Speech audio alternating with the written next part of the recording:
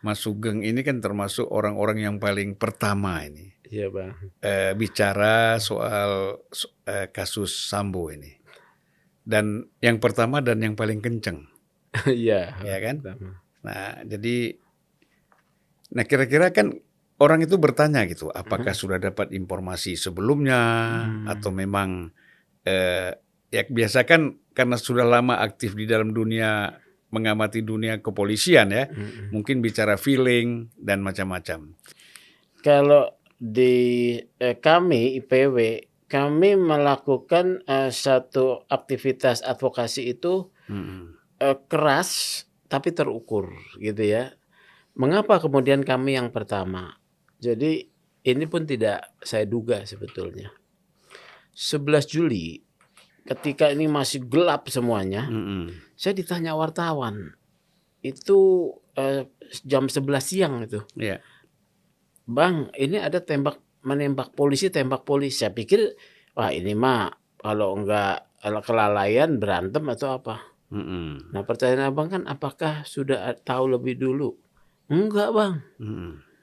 Saya sebagai ketua IPW baru tidak seperti almarhum Bang Neta yang sumbernya udah banyak. Saya langsung cari informasi kepada jaringan yang sejauh saya miliki. Akhirnya saya punya 3 poin. Tanggal 11 Juli ketika belum semuanya gelap gulita, bahkan narasi yang dibangun itu narasi pelecehan, pengancaman, tembak-menembak, Brigadir Yosua penjahat. 4 nih. Ya. Saya langsung membuat 3 pernyataan. 11 Juli, 1, kasus ini janggal. Kedua, bentuk tim gabungan pencari fakta. Ketiga, nonaktifkan Sambo. Itu, saya langsung. Apakah saya tahu informasi? Enggak bang. Nah ini yang saya bersyukurnya karena saya aktivis hukum ya bertahun-tahun dan juga khususnya soal kasus pidana dalam sistem kelembagaan kepolisian saya paham. Tembak menembak terjadi di rumahnya Ferdy Sambo. Artinya di sini tempat kejadian perkara di rumah pejabat utama Polri, di mana apapun dia mengaku waktu itu tidak ada, dia harus dijauhkan dari akses kepada kewenangannya. Karena nanti akan mendistorsi. Ya. Makanya saya bilang nonaktifkan. Itu saya bilang tuh. Terus yang kedua, ini mati di sini kalau ditangani oleh FS, saya mencadangkan FS harus diminta pertanggungjawaban, nanti kasusnya akan nyasar kalau tidak dibentuk tim gabungan. Langsung saya minta bentuk tim gabungan. Ternyata 12 malam Pak Kapolri membentuk tim sus. Tim sus dibentuk. Saya juga lihat, oh tim sus dibentuk. Kemudian beberapa waktu kemudian Sambo dinonaktifkan. Kemudian saya terus menyatakan janggal. Akhirnya terbuka sekarang ya. Bahkan ada nih yang sekarang disebut 97 orang yang terlibat membantu Sambo. IPW sudah sampaikan tanggal 13 Juli. Obstruction of justice.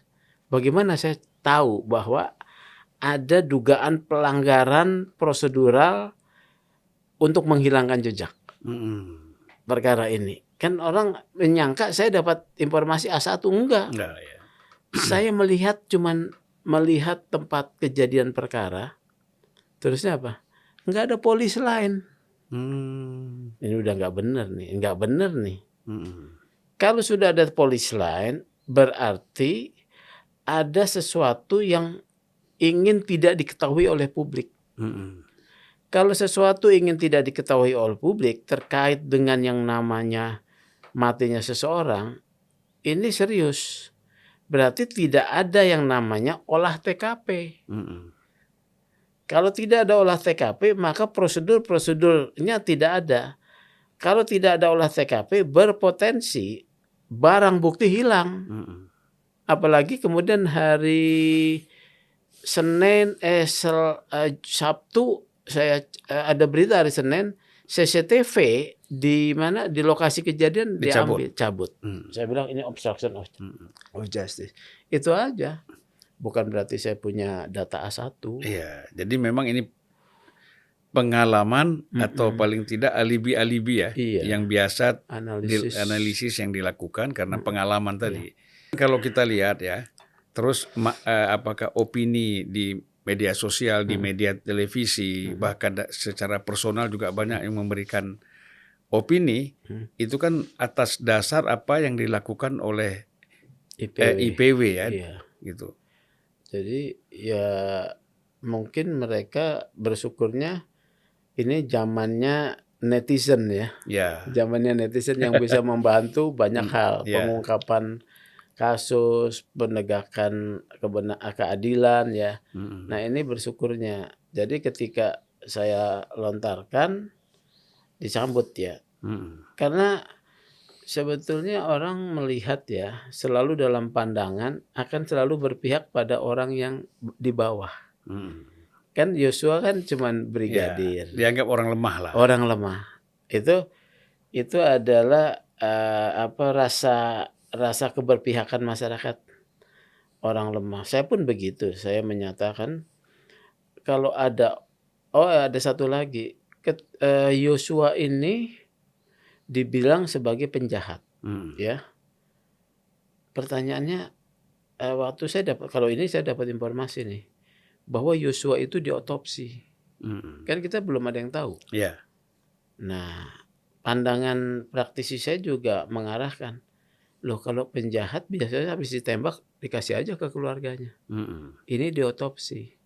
Ada apa ini? Ada apa? Ini korban atau seorang penjahat?